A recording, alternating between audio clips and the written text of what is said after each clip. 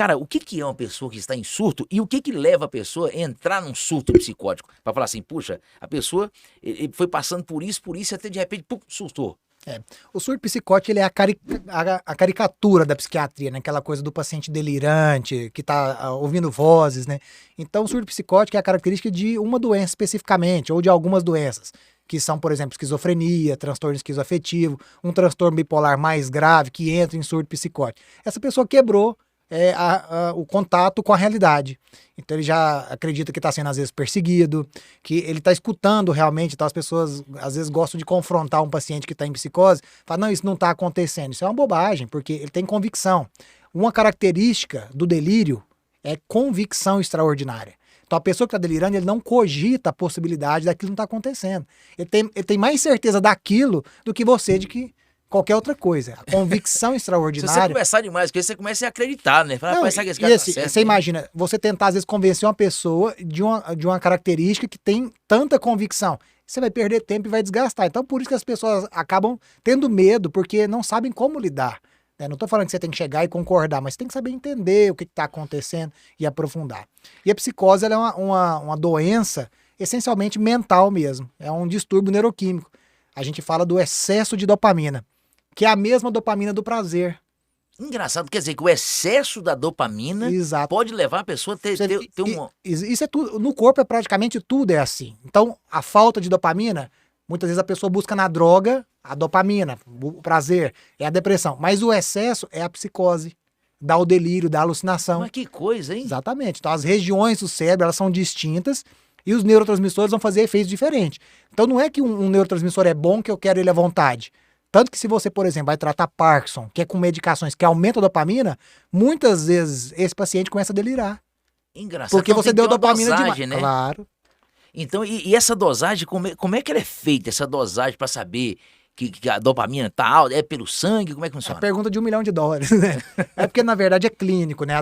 O nosso manejo ele é clínico. Eu não tenho eu não tenho acesso a um exame que vai me dar um respaldo para fazer, ó, falta tanto de dopamina, tantos miligramas. Não tem isso. É uma coisa clínica mesmo. Então, o tato clínico é o que faz a diferença nesse caso.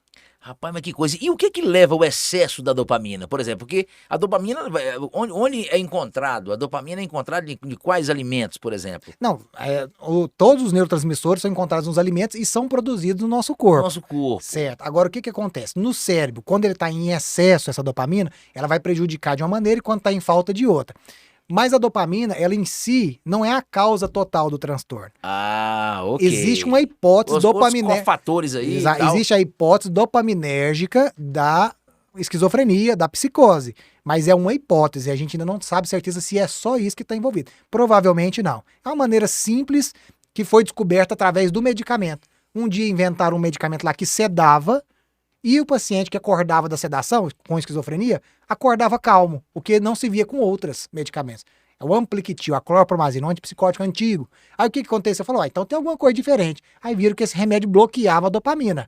Aí se bloqueia a dopamina e o paciente melhora a psicose, então deve ser que o excesso de dopamina. Então foi meio que de trás para frente que eles fizeram essa hipótese. Até porque a dopamina é muito bem falada, né? Sim, todo mundo quer dopamina, serotonina, né? né? Claro, mas na esquizofrenia é o excesso dela, o excesso da ativação. Até então estão estudando, nessa não é só isso, mas é uma das causas. E o que causa isso, essencialmente, é uma predisposição genética.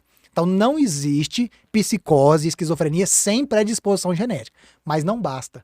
Por que uma pessoa tem a predisposição genética e a outra tem também, e só uma desenvolve a doença? Aí depende dos estressores, da exposição, por exemplo, a substâncias químicas. Então a exposição à droga vai favorecer aquela genética se manifestar.